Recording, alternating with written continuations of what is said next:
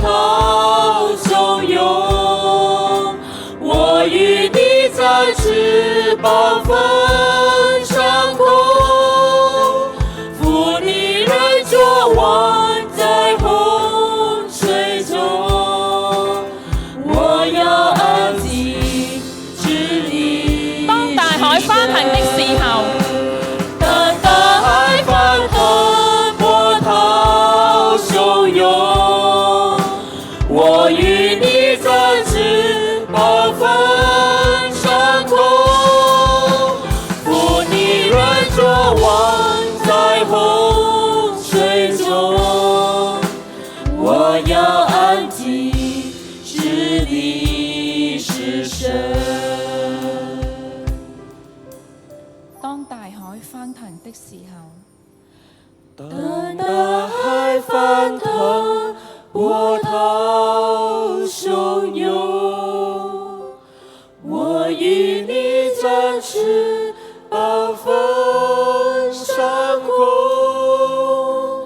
負你人作王在洪水中，我要安靜治理是神，我要安靜治理是神。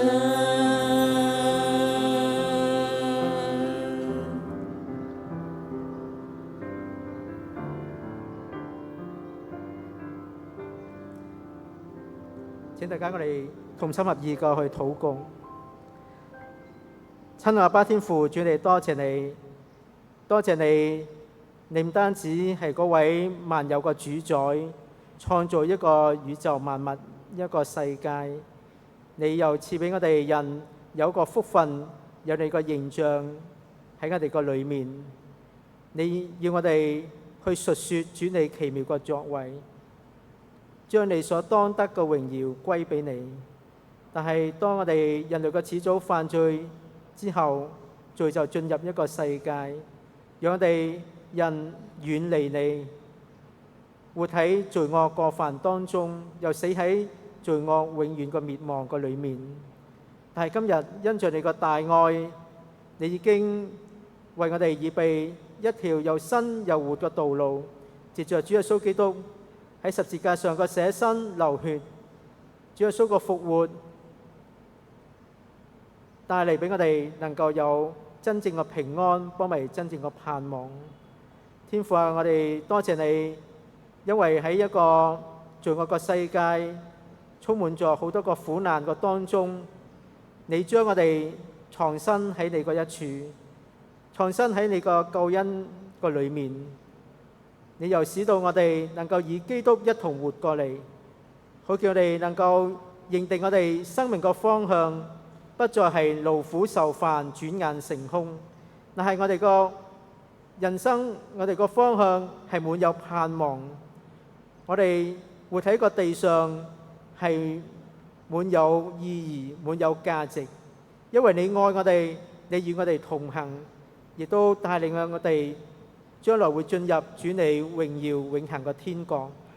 天父啊，但願主都繼續陶造我哋嘅生命，好叫我哋能夠認識你之後，我哋個生命得着更新，我哋個生命能夠更加嘅像主，得着有你個性情，有你個樣式喺我哋個裏面，以至我哋每一個星期嚟到主你個面前，主你個殿中，主你個施恩寶座前，我哋係滿懷感恩，我哋亦都願意將我哋從主所領受嘅嗰份滿滿個福氣，化為讚美，化為感恩，化為我哋所獻上嘅一切個心意，幫咪侍奉。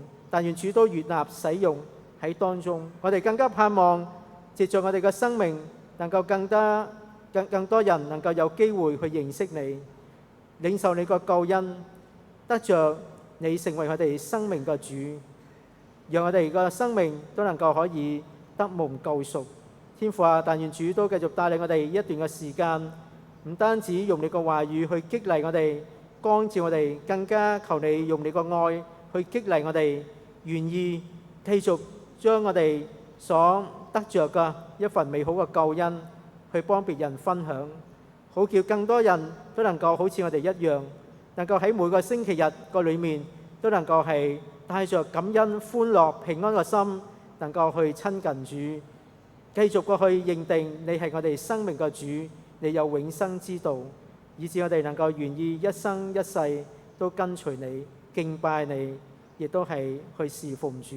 我哋多謝主，我哋都將以下時間完全個交託，求主繼續嘅帶領，求聖靈喺我哋心裏面繼續過去引導，繼續過去動工，好叫我哋能夠喺崇拜每一個環節嘅當中，都能夠聆聽到上帝所要我哋講嘅說話，以致我哋都帶着謙卑順服嘅心去領受、去遵行，以致我哋都能夠喺每日嘅生活嘅裏面，能夠經歷主更多、認識主更多。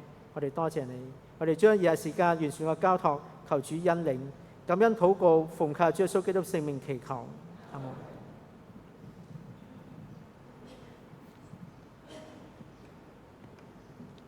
請我哋一齊讀《使徒信經》。我信上帝，全能的父，創造天地的主。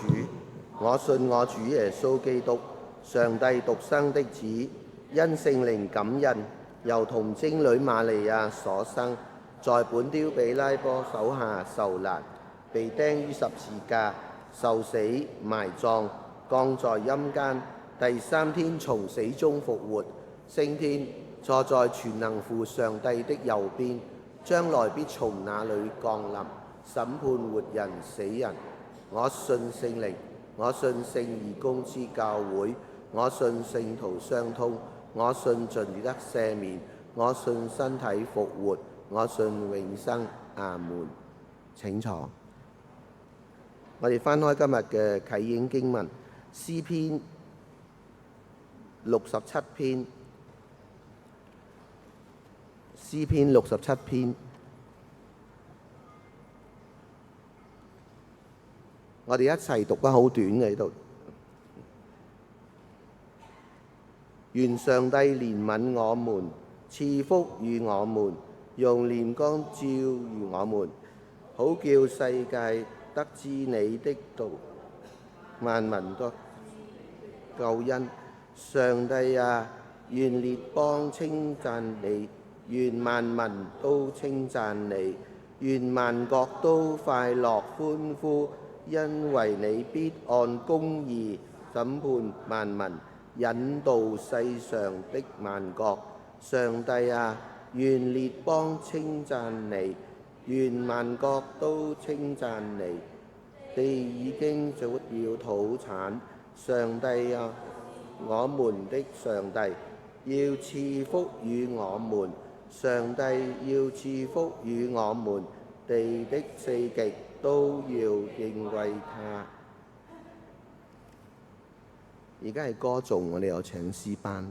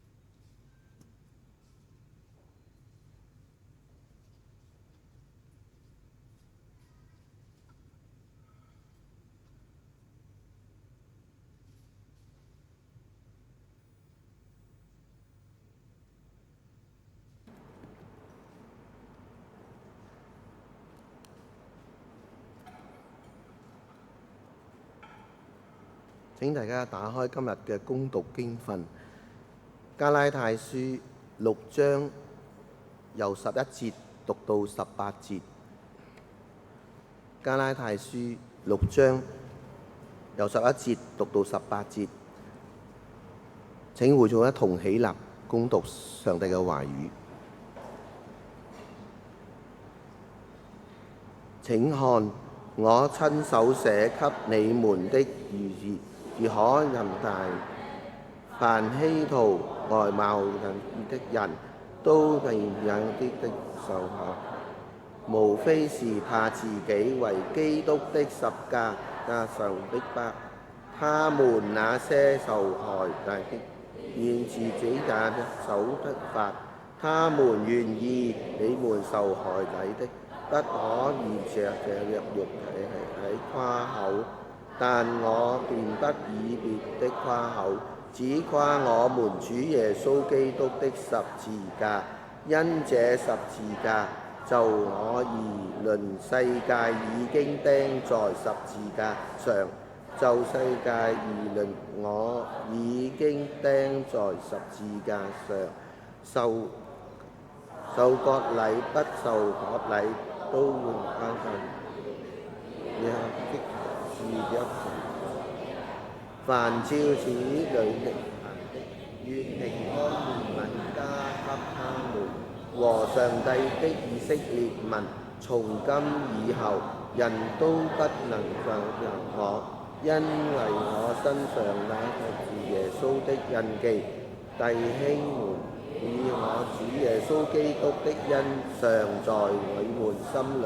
阿門。請坐。我哋好感恩今日有陳良道牧師神嘅僕人喺我哋中間分享，我哋請陳良道牧師。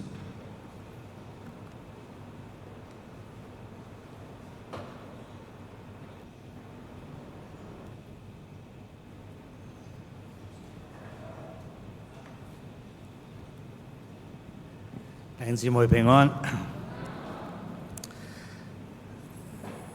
剛才我哋所讀嘅呢一段嘅經文咧，第15節咧就出現咗一個嘅詞咧，就叫做係新造的人，係咪？咁成本聖經咧就只有兩個嘅地方係有出現呢一個新造的人。而且呢兩個地方呢，都係喺新約聖經裏邊。第一個地方就喺加拉太，對唔住，哥林多後書5章17節，我哋好熟噶啦，係咪？若有人咩在基督裏，他就是新造的人，舊事已過，都變成新的了。呢個係第一個地方。咁第二個地方就係今朝早我哋要睇嘅一段經文。亦都係有出現新造嘅人，喺兩處嘅地方都係保羅佢講㗎嚇。喺哥林多後書5章17節係佢對哥林多嘅教會講。喺今朝早嘅加拉太書6章15節係佢對加拉太教會弟兄姊妹講。咁新造嘅人，大家明白係咩意思嘛？你已經係新造嘅人未呢？點解呢兩處經文只喺新約出現呢？舊約冇用呢個字眼㗎。呢個新造嘅人呢，係喺在基督裏邊成為新造嘅人。在基督裏邊成為新造嘅人，意思即係話，借着耶穌基督呢個人，上帝呢係進行第二次嘅創造。上帝進行第二次嘅創造。咁所以呢就英文叫 New Creator， 創造。在基督裏邊，神將你同埋我進行第二次嘅創造。喺第一次嘅創造呢，神第一次嘅創造人類呢喺邊度啊？創世記第1章嗰度噶嘛，係咪？嗰度話神用地上嘅泥土造成一個人啊嘛，即係我哋嘅祖宗亞當。喺第一次嘅創造裏邊咧，你會發現咧，神唔需要拆毀乜嘢噶，有冇啊？冇拆毀噶。但係喺第二次嘅呢一個嘅創造裏邊，神必須要先拆毀，然後先係建立噶。用一個比喻，大家比較明白。我記得人哋起屋噶嘛，係咪？起屋咧，通常有2個場合。第一個場合喺一塊嘅空地上，就係一間屋。呢個就等於好似神嘅第一次創造，唔需要拆乜嘢㗎。但係如果有一個舊嘅屋，我哋要喺呢個舊屋嘅呢一個嘅地址上，我哋要進行呢一個嘅做新嘅一個嘅房子咧，我哋要做咩啊？要將舊嘅嗰間屋點啊？拆咗佢，懟冧佢啊嘛，係咪？啊，有一日啊，神俾光宗堂起翻新嘅教堂，你話呢間嘢要唔要揼咗去啊？要啊嘛，係咪？唔係點樣建新教堂啊？喺個頂度再起啊？係咪？啊，咁新造嘅人都一樣喎。各位弟兄姊妹，如果你話我已經係基督裏邊成為新造嘅人啦，咁我要問你啊，你嘅生命啊，甚至在耶穌基督喺你生命裏邊進行呢一個第二次嘅創造，即係新嘅創造之前，神喺你生命當中拆毀咗咩啊？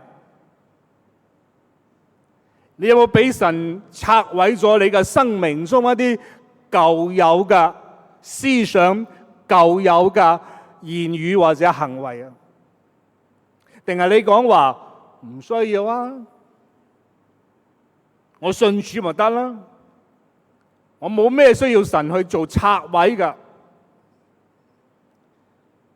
咁就有一啲嘅危險啦。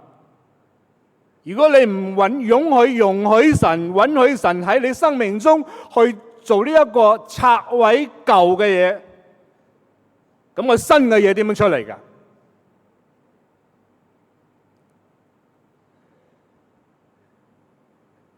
我喺宣道會良宜學堂服侍處啊，舊年咧教會咧係成立70週年。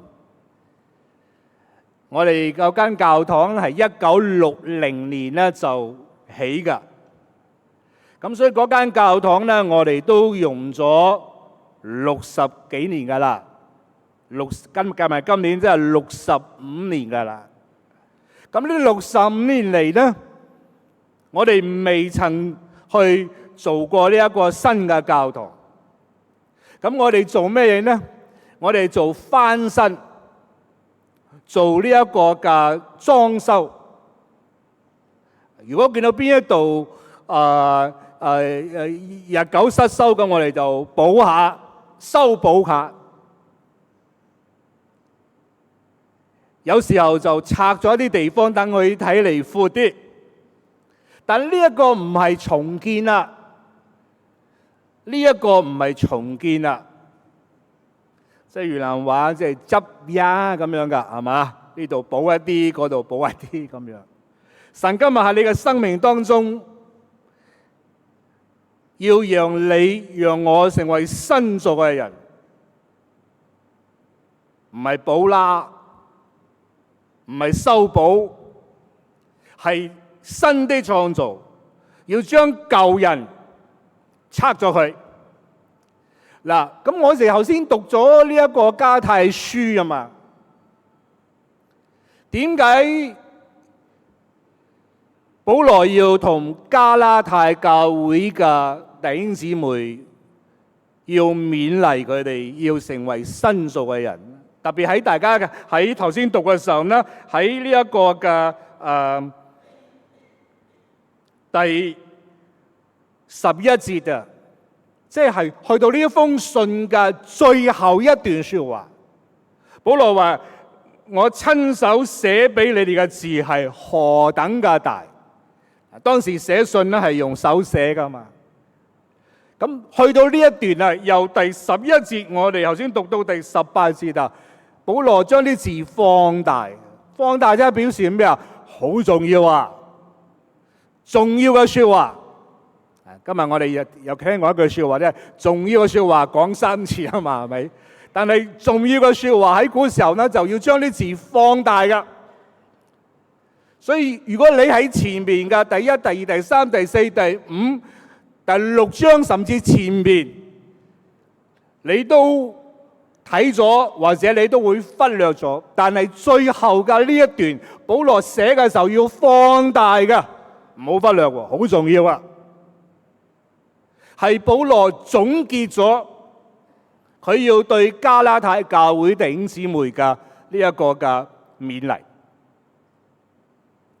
加拉太教會係點樣組成呢？各位弟兄姊妹，加拉太教會係一間外邦人，即係不是猶太人嘅。佢哋本來係外邦人嘅，即係佢哋係拜偶像嘅，佢哋唔係拜耶和華獨一真神嘅。如今佢哋歸信咗基督啦，即係佢哋嘅背景咧唔係猶太人。咁佢哋咧，如今咧佢哋咧歸信主耶穌啦。咁就保羅喺呢個地方傳福音，就建立咗呢間教會啦。但係點解保羅離開咗佢哋，然後寫信俾佢哋嘅時候，要同我哋講話，你哋要成為新造嘅人？原來教會裏邊呢係發生咗一啲嘅問題，發生咗啲問題。教會發生咩問題呢？我哋睇下，原來呢一班雖然信主耶穌嘅外邦人基督徒，佢哋呢係當時呢有一班耶路撒冷嘅嗰班猶太人嘅，我哋用個字眼呢，即係總會嘅啊，總會嗰邊嘅猶太人就嚟同加拉太教會嘅呢一班嘅基督徒，總會嘅耶路撒冷嘅嗰班嘅猶太人都歸信主啦。但係咧，佢哋就嚟幫呢一個加拉太教會嘅外國人基督徒，要求佢哋咩咧？要求佢哋話：你哋咧要行割禮，要行割禮喎。因為呢一啲信主嘅猶太人基督徒，佢哋仍然係喜歡啦，係以呢一個行割禮去炫耀自己。大家知道點解行割禮嘛？咁啊要翻到創世記喎，佢哋嘅祖宗亞伯拉罕，神呼召亞伯拉罕離開吾珥，神應承佢要成為佢嘅子孫，要成為一個大國，萬國萬民都因亞伯拉罕嘅後裔得福。所以神呢就揀選咗亞伯拉罕，神要賜福俾佢同埋佢嘅後裔。咁為咗呢係去立下呢一個嘅應許作為一個記號，神呢就要亞伯拉罕同埋佢嘅家裏邊嘅人，同埋日後嘅子孫，佢哋要喺男生嘅男仔嘅，要喺佢哋嘅生殖器個包皮上呢係割呢一個包皮。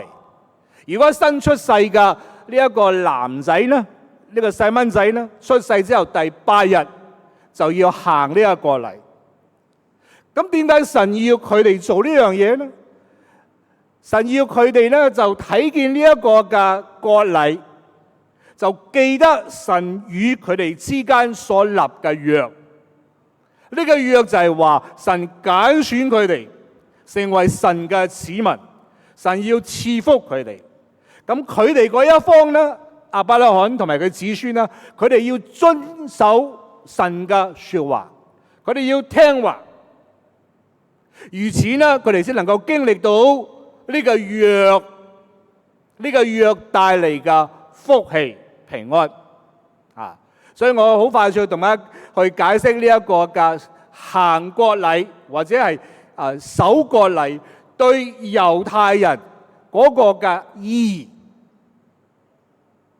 但係慢慢演變落嚟呢，經過好多年啦，咁行割禮呢，慢慢咧就喺猶太人嘅呢一個嘅思想裏邊啦，就慢慢就失去原初嘅意義啦。佢哋咧就今日咧就將行割禮作為佢哋嘅一個嘅宗教信仰嘅一個嘅禮儀，而且佢喜歡以呢一個去炫耀自己嘅身份。你睇我身上我有呢一個嘅行割禮，證明我係屬於上帝嘅。唔單止嗰啲嘅正統嘅猶太人，佢哋行割禮喎。咁呢一啲嘅後來信咗主耶穌嘅呢啲猶太人，佢哋都要求嗰啲外國人嘅基督徒，唔係猶太人啊，嗰啲根本上唔需要行割禮嘅。但係呢一個耶路撒冷嘅嗰班嘅猶太人基督徒，要求其他嘅外邦人基督徒都要行割禮。咁所以呢，喺信主耶穌得救成為神嘅兒女呢件事上呢，佢哋又再加咗一啲嘢啦。所以如果大家睇第一章啊，保羅話你哋啊將基督嘅福音啊更改咗啦，你哋係將基督嘅福音更改咗啦。你哋咧有人傳俾你哋嘅呢一個嘅福音係唔同啊，更改咗啦，咁樣喎。所謂更改即係話信主耶穌之外，仲要加上要行割禮。所以保羅聽見之後呢，好擔心喎，好擔心呢一班嘅外國人嘅呢一班嘅基督徒，即係加拉太教會嘅弟兄姊妹，受耶路撒冷嘅呢一班猶太人基督徒去影響，去追求呢一個嘅外表上嘅行為上嘅一啲嘅禮儀。咁有啲外國人嘅基督徒為咗唔想遇到麻煩，為咗唔想被呢一個總會嘅呢一個嘅猶太人基督徒為難，所以呢佢哋呢就願意妥協，佢哋都乖乖噶，佢哋都接受呢一個嘅行割禮。咁所以呢，保羅聽見之後呢，保羅寫信俾佢哋。保羅話：那些想在肉體上炫耀的人，他們強迫你們受割禮，只不過係為了避免自己因基督的十字架受迫害。即係保羅講緊呢一班嘅猶太人基督徒，喜歡炫耀呢一個行割禮，但係又卻唔想為基督嘅十字架受苦，唔想受苦嘅。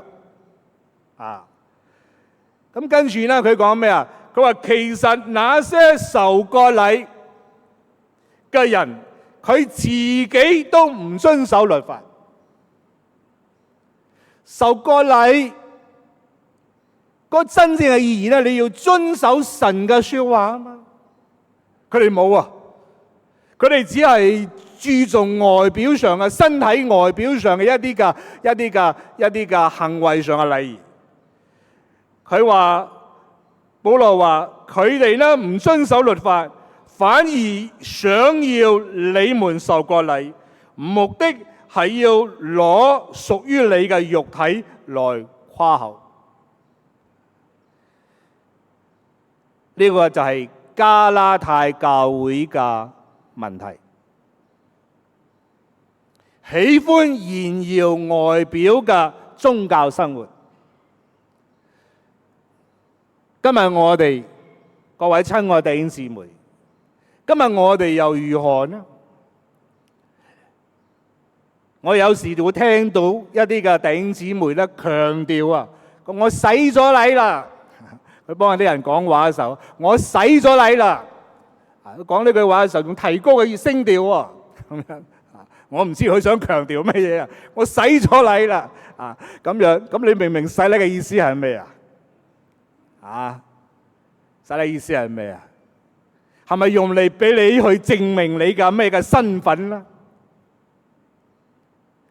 定係你明白洗禮嘅意思係咩啊？與基督乜嘢啊？同死同埋葬一同復活。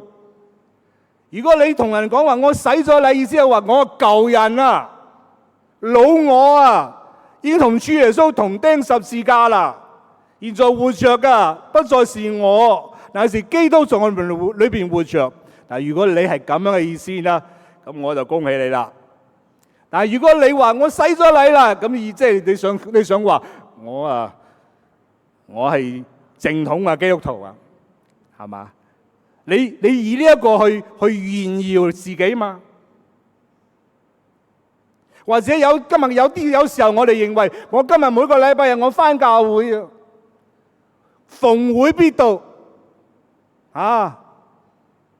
我一定嚟嘅，參加教會啊，咩會我都參加噶，培靈會、祈禱會、主日學、團契我都參加噶，我唔會缺席噶。咁其實我唔係話呢樣嘢唔好。猶太人基督徒呢，佢炫耀自己受割禮，但係佢唔遵守律法啊。神當初同亞伯拉罕立呢個約噶，係要佢哋去聽神嘅說話。但係呢一班猶太人基督徒，佢就以呢一個嘅外表嘅宗教禮儀，其實咧你睇詳細睇加拉太書啦，除咗佢哋炫耀呢一個行割禮啦，佢哋都好睇重守節日嘅節期嘅，咩逾越節啊，咩住棚節啊，佢哋一定會守嘅。同埋佢哋有一個潔淨嘅禮儀嘅，佢哋用餐之前係一定要洗手嘅潔淨嘅禮儀。佢哋好睇重呢啲嘅外表嘅禮儀嘅，就以此呢嚟到證明我呢係上帝嘅選民。今日如果你想證明俾未信主嘅朋友知道你係神嘅兒女，只係嚟參加教會嘅聚會夠未呢？你嘅街坊我知道，佢知道你每一個禮拜日都返教會，你街坊知道嘅。佢信耶穌嘅禮拜去教導。除此之外，你嘅街坊只係知道你禮拜去教堂之外，你仲可以用有什麼嘅生命嘅見證，係俾你嘅街坊或者你返工嘅地方、職場上嘅同事認識你係基督徒咧？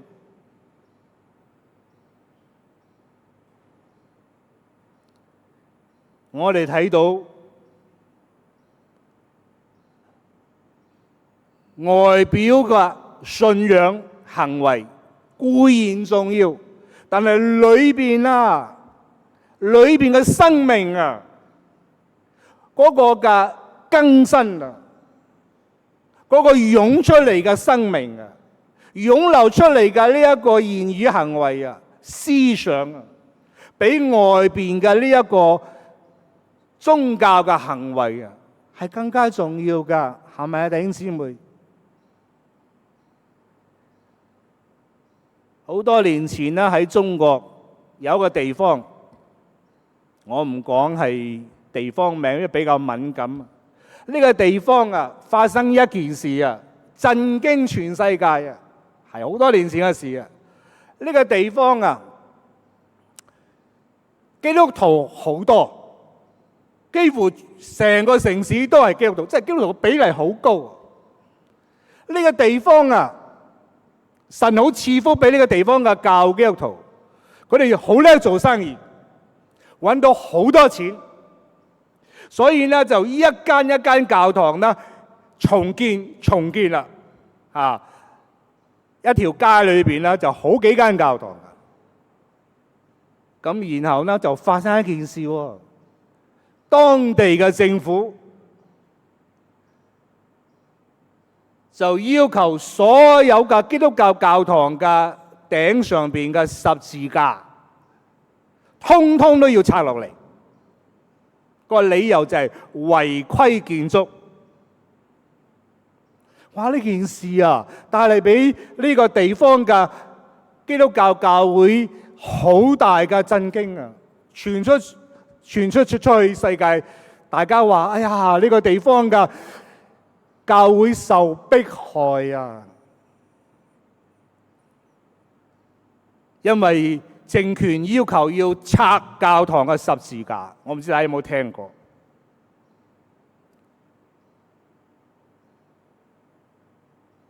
有啲嘅教會啊，弟兄姊妹啊，守住教堂，唱詩歌祈禱，唔肯嚟嗰個教堂，因為怕嚟嗰個教堂啲車嚟到，政府嘅車嚟啊，咁咧就嗰啲起重機咧就將嗰個嘅呢一個十字架嘅頂呢個十字架拆。如果大家有睇新聞，你要睇到啲新聞。咁當時我都認為佢哋受迫害啊，呢個地方嘅政府迫害基督教。後來呢，我有機會啊，遇到一對夫婦喺呢個地方嘅，佢哋就嚟咗越南。我有機會同我哋一齊用餐，咁我就想了解呢一件事。我從呢一對夫婦嘅口裏邊呢，聽到嘅呢係完全嘅另外一回事喎。佢哋同我講，我長話短説啦。佢哋話呢個係上帝係神對我哋嘅管教嚟㗎。我話點解啊？佢因為神好賜福俾我哋嘅呢一個教會弟兄姊妹，我哋呢即係呢一個教會呢係喺經濟上啊好富裕㗎，所以呢我哋起教堂。我哋就起得好大，間間教堂都起得好大。咁然後呢，即係呢一對夫婦同我講話，即係大家都有一種嘅心理啊，係炫耀自己嘅教堂，邊個教堂比較大間？特別嘅十字架，邊個十字架比較大、比較高？即係以呢一個起教堂去炫耀自己。你睇我教堂幾大，十字架幾高，係咁樣嘅喎。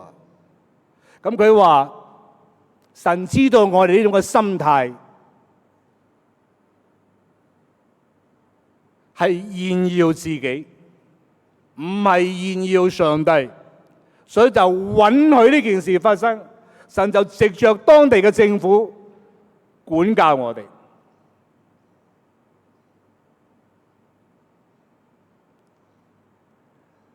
今日我哋要炫耀乜嘢呢？弟兄姊妹，係炫耀我哋嘅建築物嗎？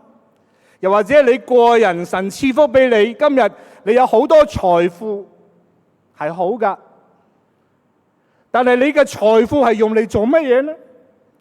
定係你喜歡炫耀你自己嘅財富呢？今日有啲做父母嘅兒女呢，讀書讀得好叻，呢樣嘢係叫感恩嘅。但係你以兒女嘅成績，你想炫耀佢哋嘅成績嘛？我哋小心，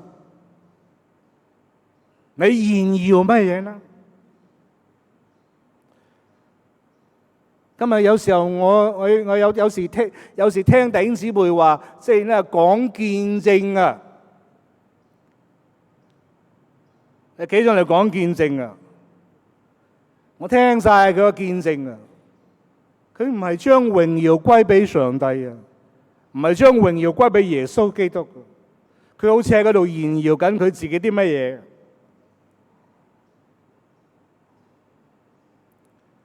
求主憐憫我哋，加拉太教會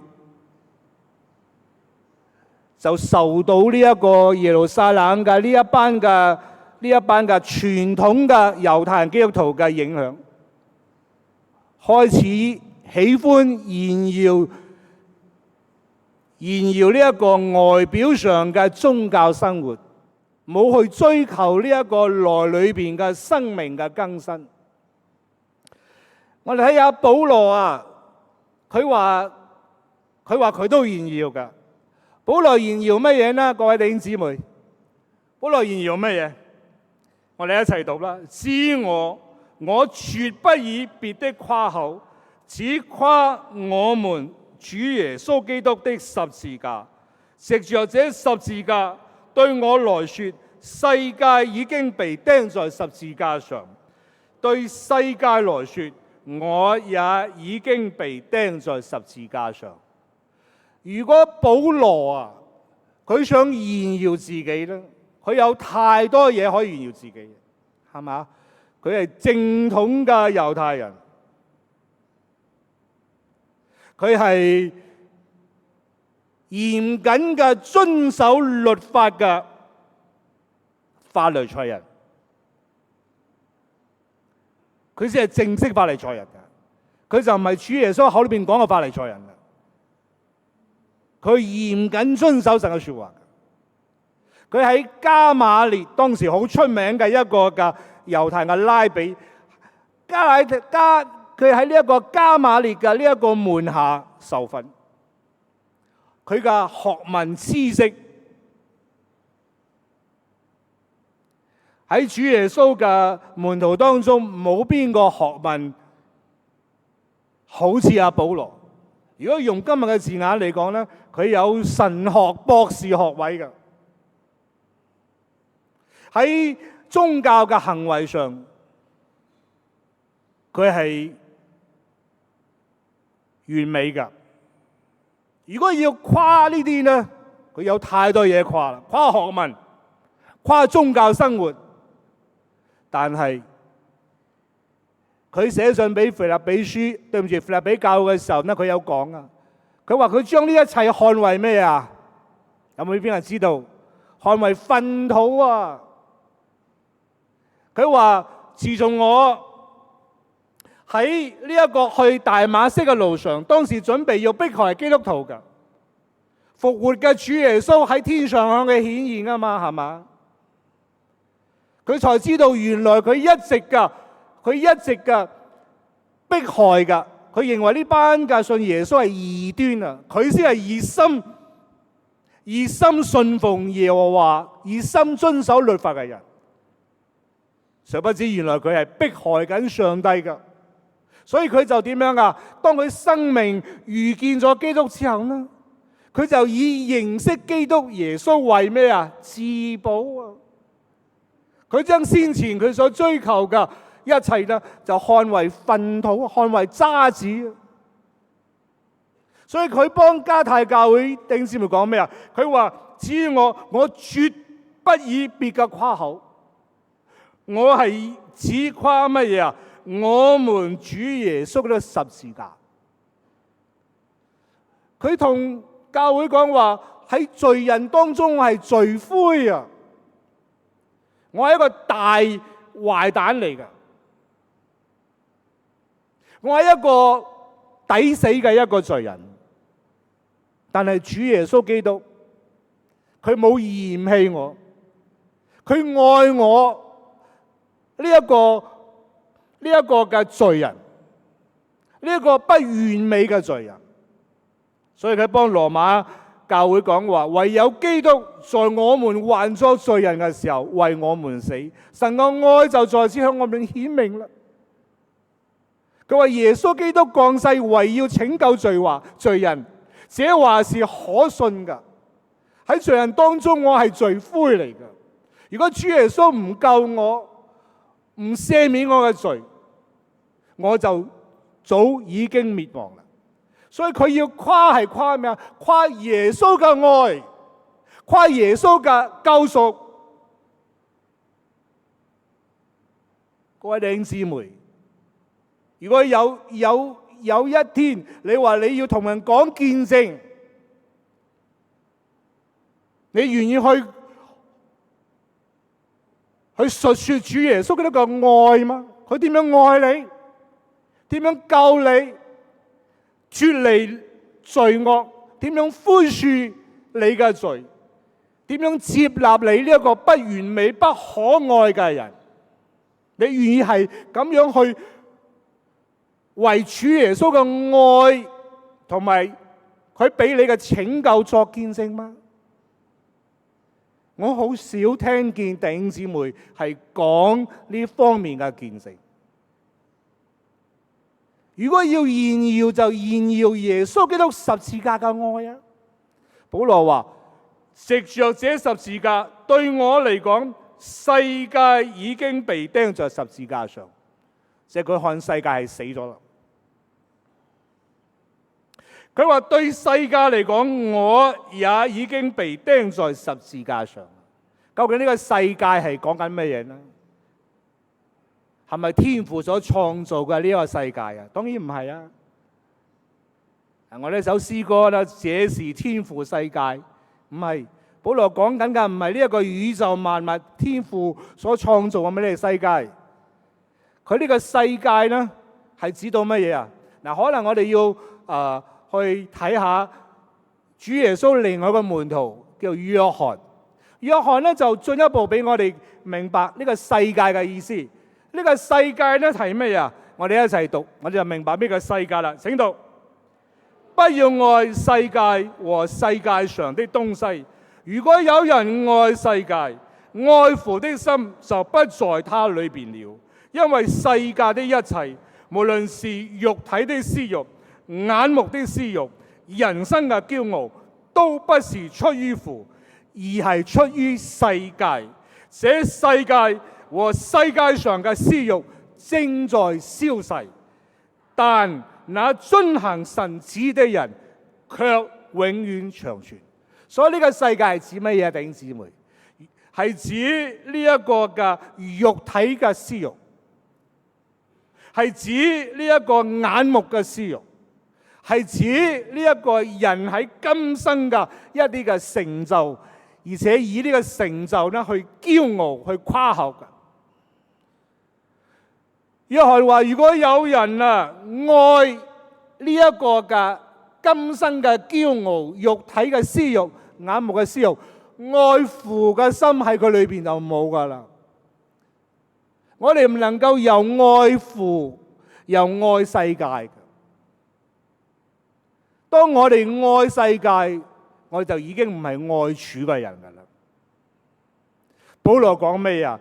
對世界嚟講，對世界嚟講，我已經被釘在十字架上。我就係指到以前嘅舊我、舊人老我。以前保羅都喜歡炫耀自己嘅喺世上嘅學問，喺世上嘅呢一個成就，炫耀佢自己嘅呢一個嘅信仰生活。但如今佢就當呢一個以前喜歡炫耀自己嘅保羅已經死咗啦。所以喺加拉太書我哋好熟悉嘅另外一節聖經，我哋都識背嘅2章20節，我哋一齊背啊！我已經與基督同釘十字架，現在活着的不再是我，乃是基督在我裏邊活着。並且我如今在肉身活着，是因信神的兒子而活，他是愛我，為我捨己。所以保羅話：我將呢一切嘅世界上嘅，我當佢係死啦。對世界嚟講，我嘅以前嘅嗰個舊人都死了。其實呢，各位弟兄姊妹，當我哋唔再愛父，我哋去追求、去炫耀呢一個世界上嘅呢一個嘅東西，去愛呢一個嘅私慾，愛呢一個嘅世上嘅呢一個嘅追求世上嘅時候咧，我哋心裏邊啊係冇平安嘅，係冇平安嘅。所以保羅同弟兄姊妹講話，如果你要成為如果你能夠成為新造嘅人咧，你先能夠享受到神所賜嘅平安同埋憐憫噶。頭先我哋有讀噶，我哋一齊再讀過。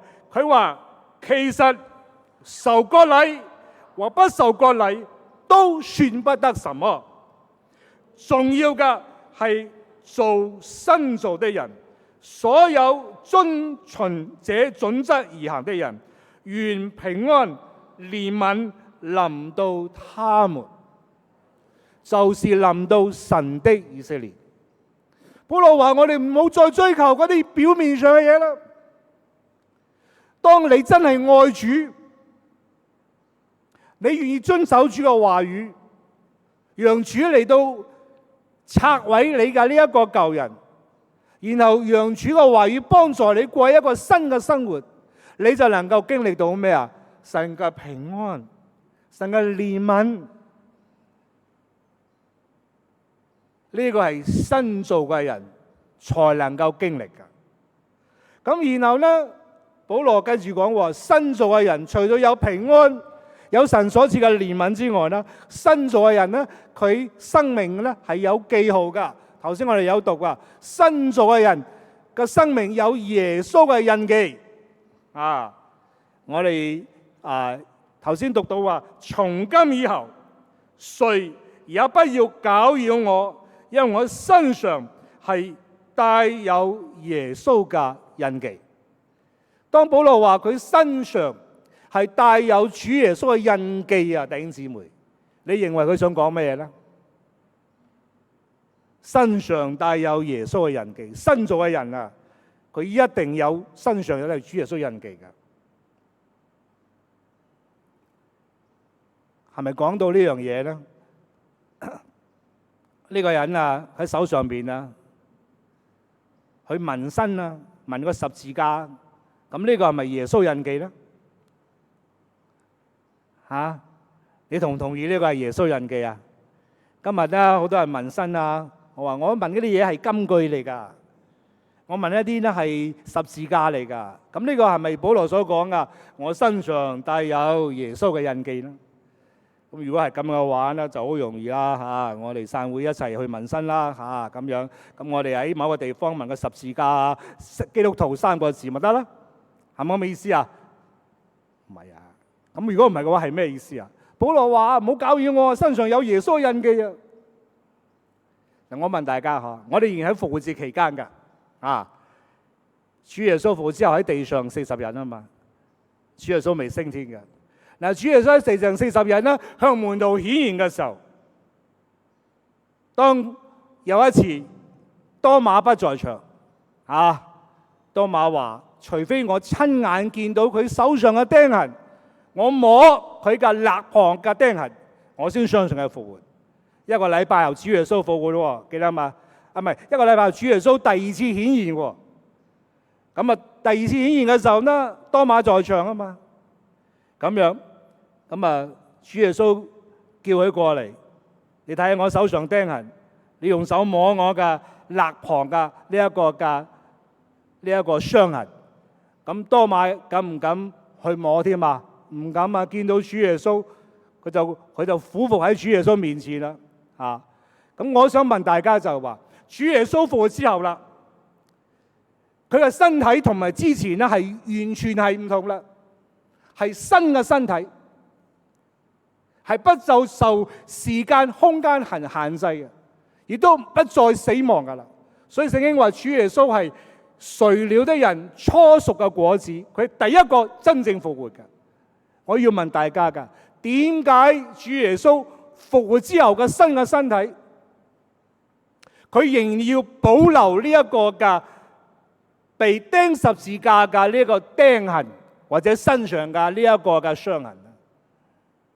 點解？有冇諗過？點解主耶穌要保留呢？佢如果復活之後想去咗呢啲嘅釘痕、傷痕，得唔得？對佢嚟講有冇咩難處？冇噶嘛。但點解主耶穌刻意保留呢？有冇諗過？係咪特登去留俾嗰啲唔信佢復活嘅人，好似多馬嚟睇呢？如果係嘅話，之後主耶穌咪可以去咗啦。多馬梗係信咗啦，咁我可以去咗呢啲嘅釘痕嘅呢一個嘅痕跡啦。但係冇啊。其實呢一個係咩意思？弟兄姊妹好容易明白噶。呢個係主耶穌愛嘅咩啊？記號。主耶穌呢個係佢嘅愛嘅記號。所以當保羅同加太教弟兄姊妹講話新造嘅人，我哋要帶有耶穌嘅印記，即係要帶有咩啊？愛主嘅記號。愛主嘅記號。今日你嘅生命裏邊，你嘅生活有冇愛主嘅記號？呢個愛主嘅記號唔係話去紋身啊！你睇下保羅，佢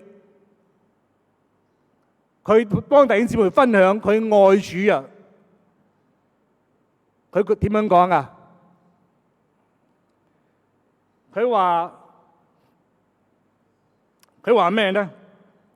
佢話我俾猶太人鞭打，呢個時候佢已經係成為使徒噶啦，佢傳福音啊！佢話我俾人鞭打5次，每次40減去1下，俾棍打過3次，俾石頭掟過1次，我喺海難3次，喺海上漂流1日1夜，我多次行遠路，我遇到江河危險、強盜危險，同胞迫害我。外邦人迫害我，喺城裏邊遇到危險，喺曠野受到危險，假弟兄嘅危險，我勞苦，我艱辛，我多次不眠，又飢又渴，我常常禁食，好多時候唔夠衫着，喺寒冷中衣不蔽體，呢個都係事實嚟嘅。保羅唔係訴苦，保羅乃係講乜嘢呢？弟兄姊妹，當佢將呢一啲嘅佢嘅遭遇幫哥林多教會弟兄姊妹分享嘅時候，佢乃係想講咩啊？佢話我願意為了愛主耶穌，愛失喪嘅靈魂，我願意受這些嘅苦。呢個亦都係佢同加太教會所講，我身上帶有咩啊？耶穌嘅印記。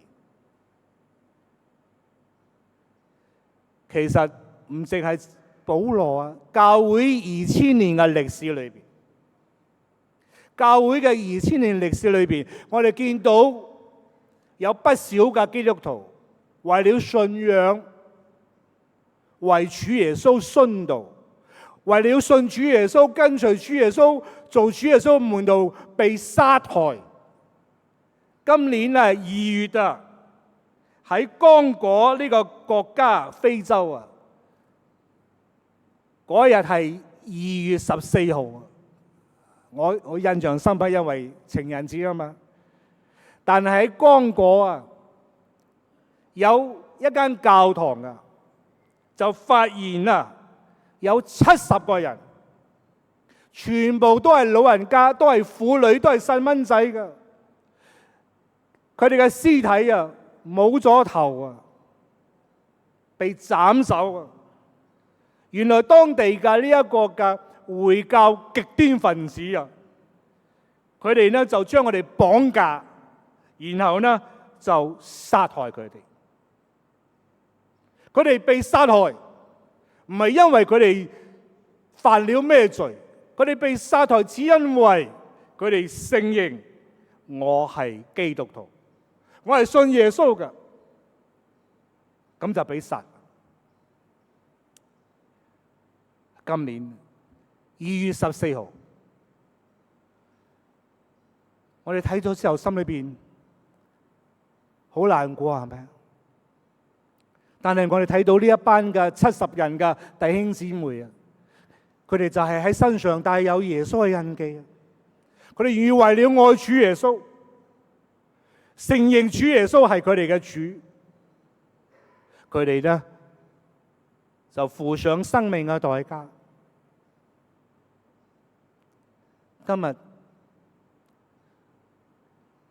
我哋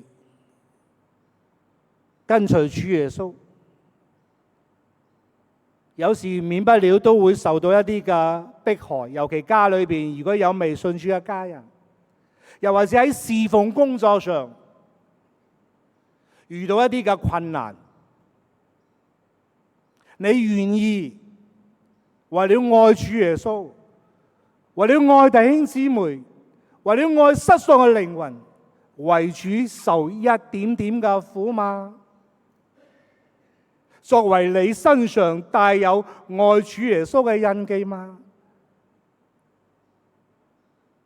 定係今日我哋遇到一啲嘅困難，受一啲嘅苦，我哋就怨天尤人，叫苦連天呢？願主幫助我哋。保羅話：一個新造嘅人啊，要將舊嘅老我拆毀。嗰個喜歡炫耀自己嘅舊人老我拆毀，要誇嘅就誇耶穌基督佢對我嘅愛同埋拯救。願意喺生活上過一個討主歡喜嘅生活，如此神嘅平安憐憫就臨到我哋身上。然後喺跟隨主耶穌嘅呢一個生活裏邊，我哋願意為了愛主，為主受一點點嘅苦。其實就算今日我哋呢粉身碎骨，都不足以報答主耶穌基督喺十字架上為我哋捨命流血嘅呢一個嘅犧牲嘅。願主幫助我哋各位親愛弟兄姊妹，我同大家彼此勉勵，我哋要做新造嘅人。呢個新造嘅人係在基督裏邊成為新造嘅人，讓佢去治死，去拆毀、去掉我哋舊人，讓我哋穿上新人，過一個討主歡喜嘅生活。成日都記得主對我哋嘅愛，好似保羅，佢成日都記得他是愛我，為我捨己，佢願意愛主，為主受苦。去經歷主所賜嘅真正嘅平安，我哋一齊同心低頭祈禱。主啊，我哋多謝你，我哋已經領受你嘅話語，求主幫助我哋繼續嘅去思想你嘅話語，去反省我哋與你嘅關係。主啊，你係如此嘅愛我哋，揀選我哋，拯救我哋。今日我哋能夠成為何等嘅人，完全係因神藉着基督耶穌嘅恩才成嘅。主啊，求你幫助我哋，讓我哋願意嘅以主耶穌基督十架嘅愛同埋救贖去誇口，去頌揚，去傳揚，去為主作見證，亦都求主幫助我哋愛你、愛主。我哋願意為主去付出呢一個嘅代價，跟隨主。即使要為主受苦，我哋也願意。願你嘅平安憐憫臨到我哋嘅身上。誠心禱告，奉靠主耶穌基督聖名求，阿門。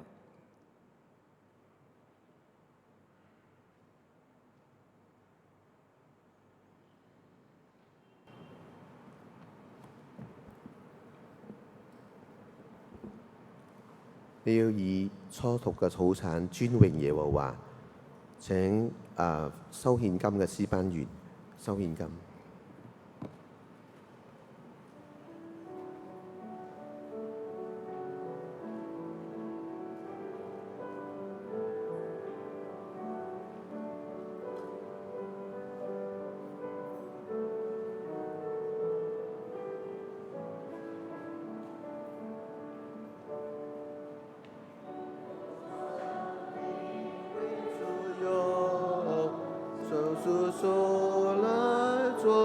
工。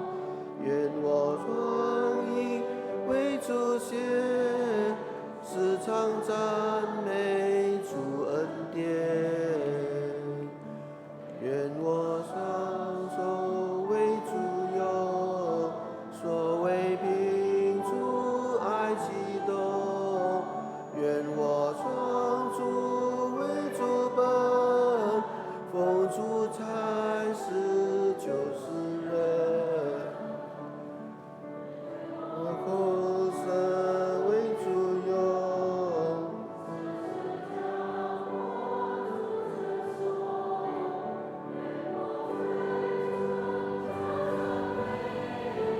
我主耶穌受抓人，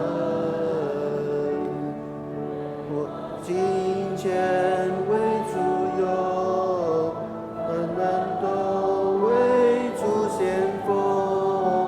願我雙足我自立，得圖救主神之意。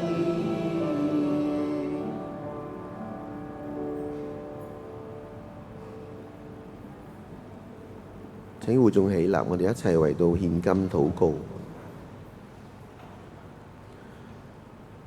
親愛天上嘅巴父，我哋滿心感謝你，感謝你設立咗主日，俾我哋一個禮拜，經過咗我哋整個禮拜，仍然有機會返到你嘅家中，嚟到聽到你嘅話語，聽到你嘅教導。主啊，我哋將今日你嘅僕人嘅分享藏在心裏，讓我哋能夠喺我哋每一日嘅生活當中，點樣嚟到為你作美好嘅見證，唔係外表，係發自內心。主啊，我哋多謝你，多謝你俾我哋有健康，喺每一日我哋都仍然有健康嘅身體，我哋有少金錢嚟到獻上，求主你使用喺你嘅聖工上。感恩禱告係奉主耶穌基督名求，阿門。請坐。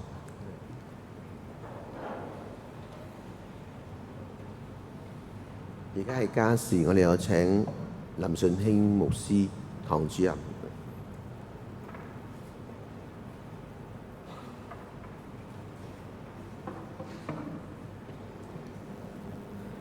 各位弟兄姊妹，大家早安。感謝主都俾我哋今朝早能夠有一個福分，喺主個家一齊嘅敬拜侍奉主。但願主個道都繼續嘅去成為我哋生命個力量，繼續嘅去餵養我哋，亦都使到我哋能夠更加個成長，更加個像主。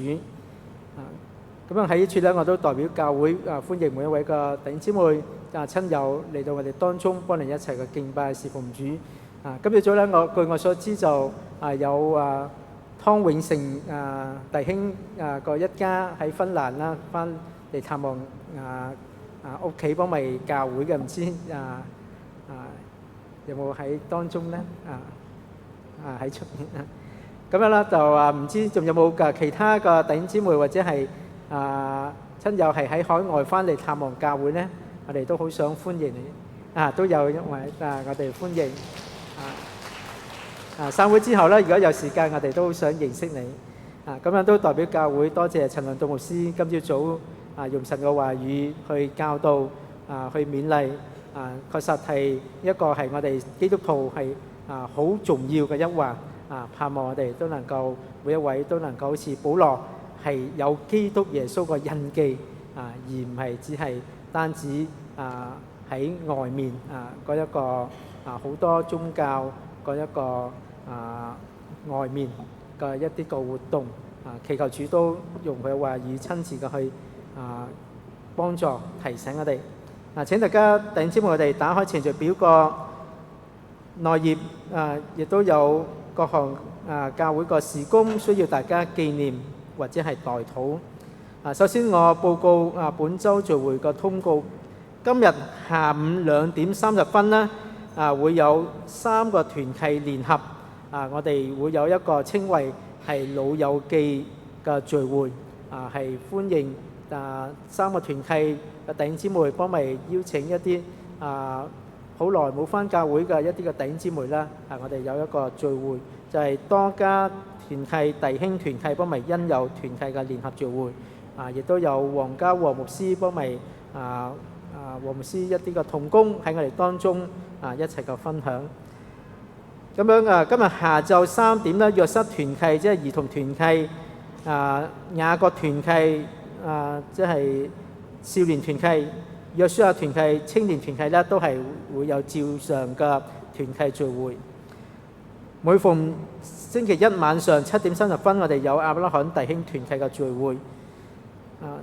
每逢星期二晚7點30分，我哋有公討會。嚟緊嘅公討會領會幫咪分享，有請黃世權弟兄都鼓勵弟兄姊妹返到教會一齊彼此個代禱守望教會，或者大家可以喺網上嗰個 Meet 嗰度去參與。星期三晚上7點30分，我哋有越南語個團契聚會。星期六晚上7點30分，我哋有慕道班。如果有初信嘅弟兄姊妹，或者係有意受洗嘅弟兄姊妹，都請大家去上慕道真理班，讓你能夠對信仰更加嘅認識。每逢主日上午7點30分，我哋有主學，我哋返到教會，我哋一齊學習神嘅話語。9點15分有兒童崇拜聚會，都鼓勵弟兄姊妹都帶領大家個子弟去出席，讓我哋從小就認識敬拜天父。下週主日就係6月第一日，亦都係聖餐主日。原本咧講員係黃家倫牧師，但係而家黃牧師咧會過去探望生命堂，所以咧就安排咗黃天賜牧師咧會喺我哋當中分享神嘅話語，亦都有我哋一齊守聖餐。下週主日讀經完啦，有請陳浩典執事，協助派聖餐嘅有陳浩典執事、彭富傑執事、周永信執事、溫立德執事、高瑞平執事、李稿執事、胡月香執事、湯月娥執事。司事咧有請周永信弟兄、馮心心姊妹。下週粵語堂嘅崇拜，我哋都會係幫廣東話崇拜啦，就一齊合堂崇拜。另外咧，嚟緊一個星期咧，都會有一啲個聚會，請大家留意。喺本週晚上7點喺度即係程序表就打咗7點半，我哋就想係早一啲，係7點會有一個醫學講座，係一位女醫生，係即係隨着黃家倫牧師一齊嚟嘅。佢係婦科嘅醫生，所以咧佢都會幫我哋去分享有關婦科知識嘅健康講座。咁樣係7點，所以咧如果有一啲嘅姊妹咧弟兄咧就即係唔適合去參與啦。咁樣係只限於姊妹。如果有一啲嘅姊妹嚟參加嘅時候咧，可能未得切食晚餐各方面咧，我哋教會咧都會為大家預備晚餐嘅。但係如果要登記晚餐啦，請大家向李稿執事去登記。咁樣都盼望各位個姊妹啦都可以嚟參加。然後呢位個女醫生咧，亦都有預留時間喺星期六個早上啦，會有可以係去預約有一啲個私下嘅一啲個健康個解答。如果有邊位個姊妹有需要有一啲個需要去詢問去諮詢醫生嘅意見啦，請大家都可以去預約呢位個醫生。如果有嘅都請大家向我登記啦，等我能夠去編排一啲嘅時間，因為可能除咗光陰堂之外啦，我哋亦都有通知其他個堂會，所以咧都需要有一啲個時間上嘅編排。如果大家有需要都可以向你個執事登記又得，或者係向我登記都可以。另外咧就好快，我哋就都知道嚟緊6月頭第一個星期，6月2號到6號咧，我哋會有一個少兒夏令聖經班。咁樣今年個主題咧就係快樂廚房。上課嘅時間呢，就係由星期一到星期五早上7:30到11:15，招生年齡呢由4歲到14歲。咁樣按照主學同工個報告呢，就大概目前呢就有80幾，將近90位個學生，唔知仲有冇再更新。咁樣我哋仲有1個星期個籌備。如果有弟兄姊妹有認識一啲喺個年齡嘅一啲個小朋友個少年人，都請大家盡快去邀請佢哋，亦都盡快去報名等我哋各位個同工能夠有好個預備。咁樣個費用呢，就係10萬蚊一位嘅，係包含5日個早餐。咁樣為咗方便一啲個家庭有即係多兒女嘅，我哋亦都會有一啲個即係個補貼啦。如果一個家庭第2位嘅，我哋就會即係只係繳納5萬蚊就得啦。如果有即係同係親兄弟姊妹咧，第3位咧就我哋都免費嘅。咁樣如果係有參與教會個2學班嘅學生咧，我哋就只係收5萬啫。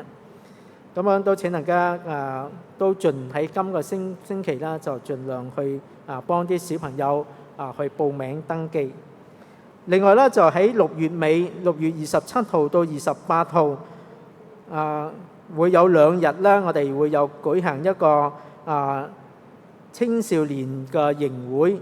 咁樣今期咧就除咗我哋光音堂啦，都有邀請一啲個堂會一齊過去參與舉辦。咁樣時間呢，就係喺朝早8點去到下晝4點。咁樣係即係有2日喺光音堂個學習，然後咧就6月30號禮拜一啦，我哋會俾各位個青少年人咧有1日個戶外活動。咁樣參加個對象呢，就係由15歲至25歲嘅青少年人，費用啦即係全個營會咧就係40萬。如果只係可以參加2日個學習啦，就收20萬。咁樣都請各單位個同工，特別係負責青少年嘅同工啦，都繼續過去鼓勵教會嘅青少年人去參加個營會。如果有弟兄姊妹有認識一啲喺個年齡層嘅一啲個親友，都係歡迎。我哋今期個一個營會啦，係都會有雙語嘅。亦都係鼓勵未信主嘅一啲嘅親友都可以參加。所以咧都請大家都紀念一個事工，一個工作。咁樣都請大家都繼續過去紀念。嚟緊6月份啦，教會有一啲個福音個工作。咁樣喺程序表個後面啦，都有記着社關愛心行動啦。我哋教會個慈善午餐個事工啦，都繼續需要大家個關心。咁樣目前個經費啦，我哋都感恩係有機構繼續過去資助，但係啦喺即係2027年完咗之後啦，一個事工啦就會交由翻教會去主辦嘅。所以咧係我哋都教會都係正在籌備緊呢一個事工嘅一啲嘅經費。如果有弟兄姊妹關心感動，都可以喺個事工上面去參與奉獻。咁樣都請大家繼續紀念我哋教會其他嘅一啲嘅個工作啦。亦都有一啲個身體軟弱嘅弟兄姊妹，都請大家紀念。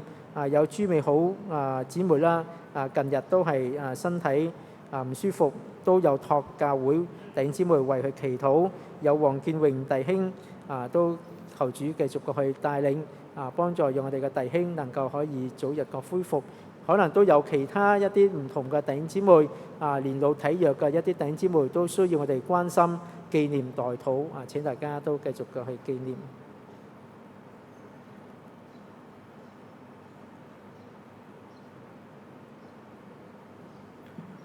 請會眾起立唱3:1頌。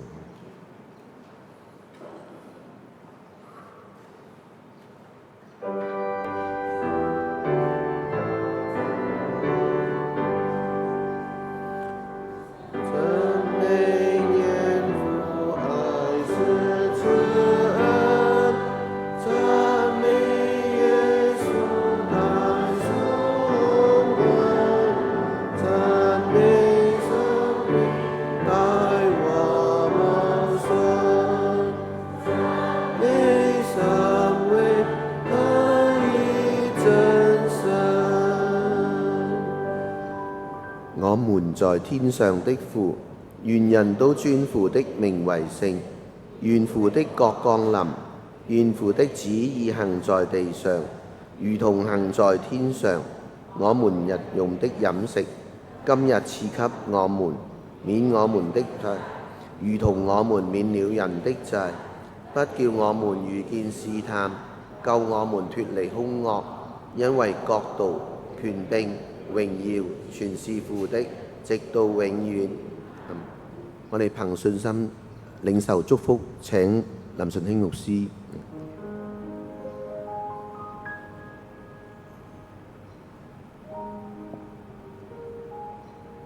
但願天父上帝嘅慈愛憐憫，主耶穌基督奇妙嘅救恩，聖靈嘅安慰、扶持、能力，常常與你眾弟兄姊妹同在，好叫我哋帶着耶穌基督嘅印記，繼續嘅活出榮耀主聖名嘅生活，喺主嘅裏面結出美好嘅果子，繼續傳揚主嘅救恩，從今時直到主耶穌基督再來。阿門。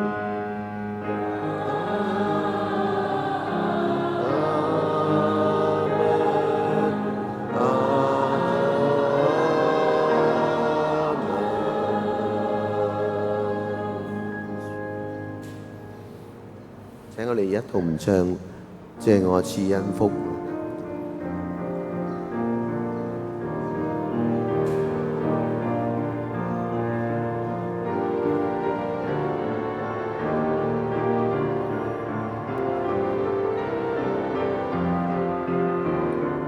在神是生命崎嶇道路上，多少人困倦悲傷。黑暗漫步外把晨光照亮，只有光就点亮它。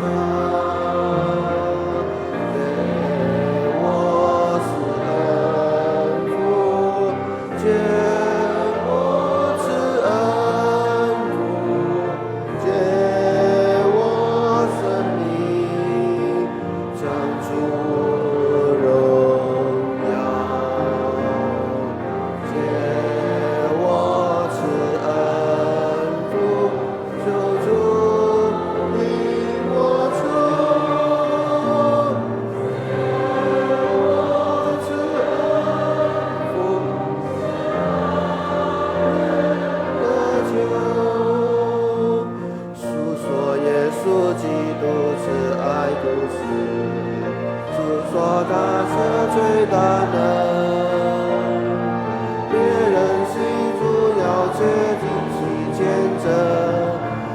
我是个生命的，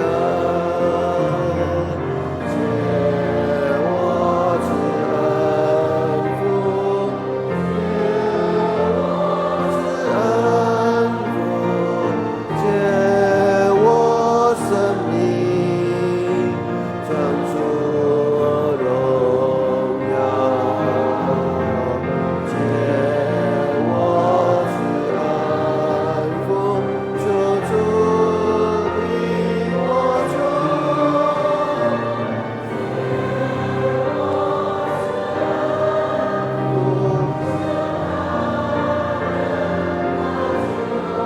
請主禮牧師同詩班先退啊！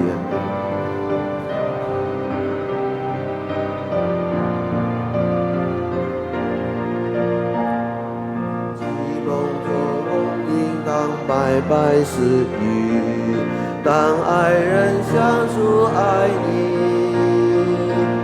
對軟弱無助者憑你幫扶，要忠於主的託付。